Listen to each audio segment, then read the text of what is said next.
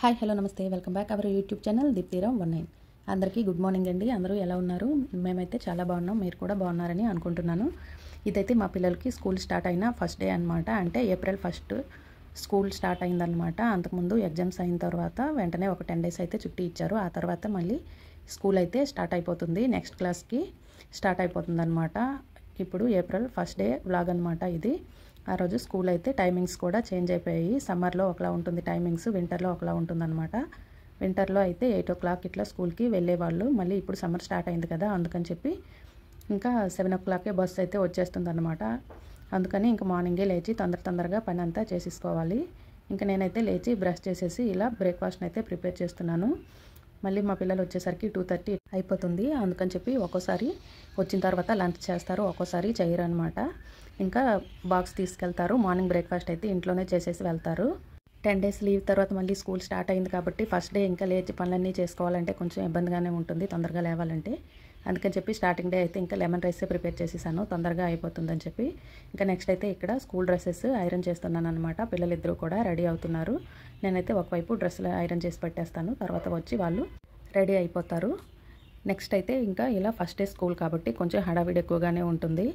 ఒకవైపు అయితే వాళ్ళు రెడీ అవుతున్నారు, ఇంకోవైపు నేనైతే వాళ్ళకి సంబంధించినవన్నీ రెడీ చేస్తున్నాను. ఇంకా ఇలా ఉదయాన్నే లేచి అన్నీ రెడీ చేసి స్కూల్కి పంపిద్దామని రెడీ చేస్తూ ఉండగా లాస్ట్లో ఏమైందో మీరే చూడండి. వీడియో లాస్ట్ వరకు ఎక్కడ స్కిప్ చేయకుండా చూడండి, మీకే అర్థమైపోతుంది ఏమైందనేది.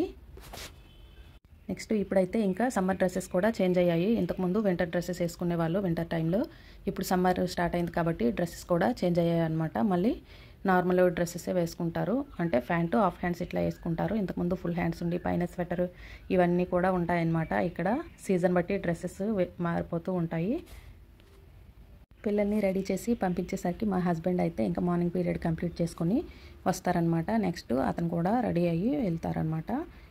ఫస్ట్ అయితే సేమ్ టైం ఉండేది, ఇప్పుడు పిల్లలది ఒక టైము, మా హస్బెండ్ది ఒక టైము, అట్లా ఇంకా చేంజ్ అయిపోయింది. వీళ్ళు పిల్లలు స్కూల్కి మా ఆయన హస్బెండ్కి వెళ్ళే వరకు ఇంక ఇంట్లో పని అయితే ఏమీ కంప్లీట్ అవ్వదు. ఇంక అందరూ వెళ్ళిన తర్వాత ఇంట్లో పనులు అయితే చేసేసుకోవాలన్నమాట. స్కూల్స్ స్టార్ట్ అయితే మార్నింగ్ ఇలాగే హడావిడిగా ఉంటుంది.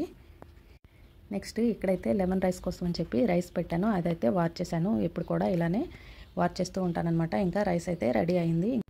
చింతపండు పులిహోర చాలా తక్కువ అనమాట చేసేది, లెమన్ రైసే ఎక్కువగా చేస్తూ ఉంటాను. ఇప్పుడైతే లెమన్స్ వేస్తున్నాను అనమాట. లెమన్ జ్యూస్ వేసుకోవాలి. లెమన్స్ని ఇలా కొంచెం ముందు బ్రష్ చేసి వేసుకుంటే జ్యూస్ అనేది బాగా వస్తుంది పిండేటప్పుడు.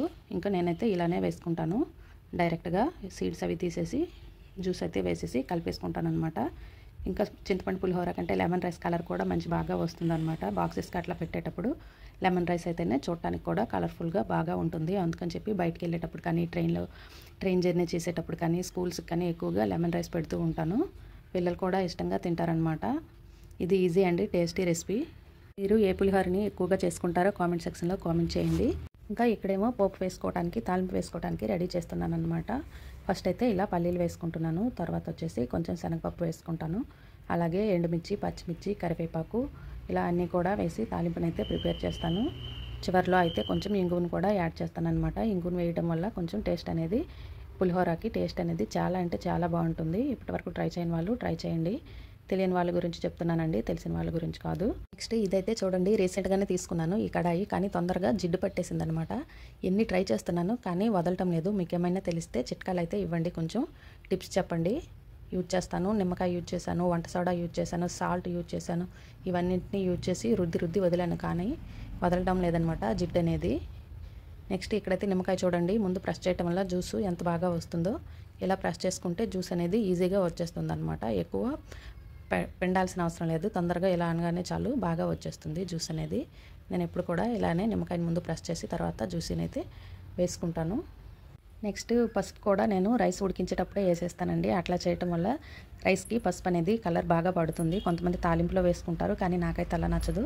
ఇంకా రైస్లోనే వేసేసుకుంటాను. నెక్స్ట్ తాలింపు ఒక సైడ్ వేసాక సాల్ట్ అది కూడా రైస్లోనే వేసేసుకుంటాను అనమాట. అలా వేసి పోపు అంతటిని వేసి బాగా కలిపేసుకుంటాను. పులిహోర అలా చేసినా కూడా చాలా టేస్టీగా వస్తుంది. కావాలంటే ట్రై చేయండి ఈ టైప్లో కూడా ఒకసారి. ఇలా సాల్ట్ కూడా ఇప్పుడే వేసుకుంటాను అనమాట, వేసుకొని కలిపేసుకుంటాను. అదే మనం పోపులో సాల్ట్ వేసామనుకోండి, ఆ కరివేపాకుకి అట్లా అంటేస్తూ ఉంటుంది, అక్కడక్కడ సాల్ట్ అనేది ఎక్కువైపోతూ ఉంటుంది. ఇలా రైస్లో వేసుకున్నాం అనుకోండి బాగా మిక్స్ అయిపోతుంది అనమాట. అందుకని చెప్పి ఎప్పుడు కూడాను ఇలానే ట్రై చేస్తాను. నెక్స్ట్ ఇంగు కూడా వేసుకుంటే టేస్ట్ అనేది చాలా బాగుంటుంది, ట్రై చేయండి. తాలింపు అయితే అయిపోయిందన్నమాట.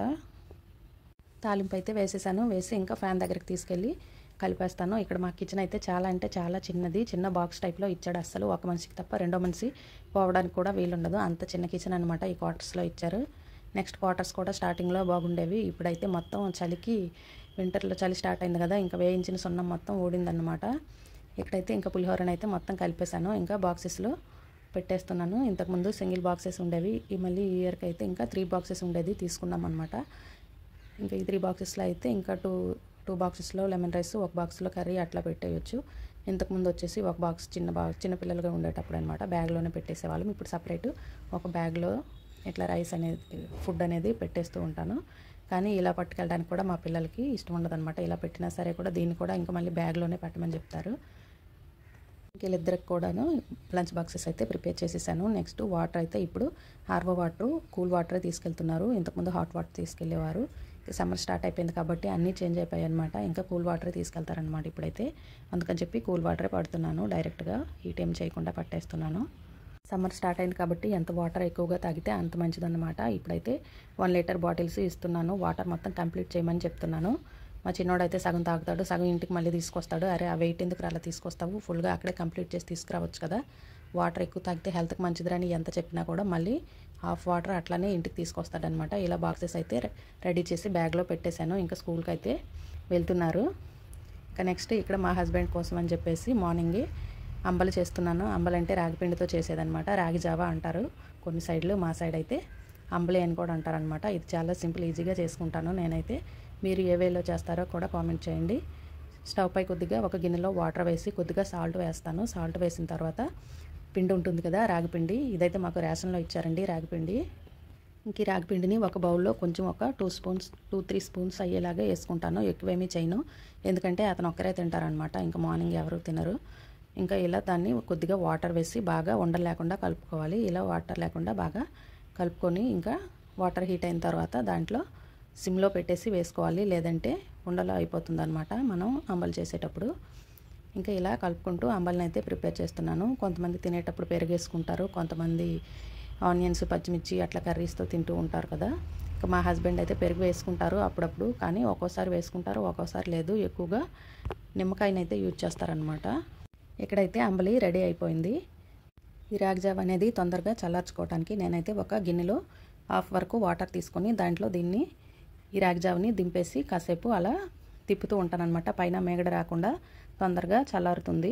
ఇలా చేస్తేనే తొందరగా చల్లారుతుంది. డైరెక్ట్గా ప్లేట్లో వేసినా కూడా చల్లగా అవ్వదన్నమాట. ఇంకా డ్యూటీకి వెళ్ళే వాళ్ళకి టైం అయిపోతుంది కదా, తొందరగా అన్నీ చేసి పెట్టాలి. అందుకని చెప్పి నేనైతే ఈ ట్రిక్నే ఫాలో అవుతాను. నెక్స్ట్ ఇలా లెమన్ జ్యూస్ని అయితే వేసేసి మా హస్బెండ్ కోసం రెడీ చేసి ఇచ్చేస్తానమాట. కానీ నాకు కూడా తాగమని చెప్తూ ఉంటారు. నేనైతే రాగి జావని అస్సలు తాగను, నాకైతే నచ్చదు. చిన్నప్పటి నుంచి ఇలాగే దొంగ వేషాలు వేసేదాన్నంట, రాగి జావ తాగమంటే మా అమ్మ చెప్పేది. కానీ బెల్లంతో చేస్తారు అట్లనేవి, రాగి పిండితో చాలా బాగుంటాయి. వాటితో చేసేవైతే ఇష్టంగా తినేదాన్నంట. ఫైనల్గా మా హస్బెండ్కి అయితే రాగి జావని ప్రిపేర్ చేశాను. నేనైతే ఇంకా ఫ్రెష్ అయిపోయి లెమన్ రైస్నే తింటాను. ఇక్కడ ఏమైందంటే మా పిల్లల కోసం ఇవన్నీ రెడీ చేశాను, కానీ వాళ్ళ స్కూల్ బస్ అయితే ఎప్పట్లాగే 7:15కి ఇట్లా రావాలి. కానీ వింటర్ టైంలో 8కి వచ్చేది కదా, అట్లాగే అబ్బాయి బస్ అయితే తీసుకురాలేదనమాట. మా పిల్లలు అయితే 7:45 వరకు అక్కడే వెయిట్ చేసి ఇంకా ఇంటికి అయితే వచ్చేసారు. ఫైనల్గా మా హస్బెండ్కి దించమని చెప్తే 7:50కి రిపోర్టింగ్ టైము, ఇంకా గేట్స్ అయితే ఓపెన్ చేయరని చెప్పేసి మా పిల్లలు అయితే స్కూల్ని డొమ్మా కొట్టేశారు. వాళ్ళకి కొంచెం కూడా స్కూల్ మిస్ అయ్యామన్న ఫీలింగ్ లేదు. చూడండి ఇంటికి వచ్చి శుభ్రంగా క్రికెట్ చూసుకుంటున్నారనమాట.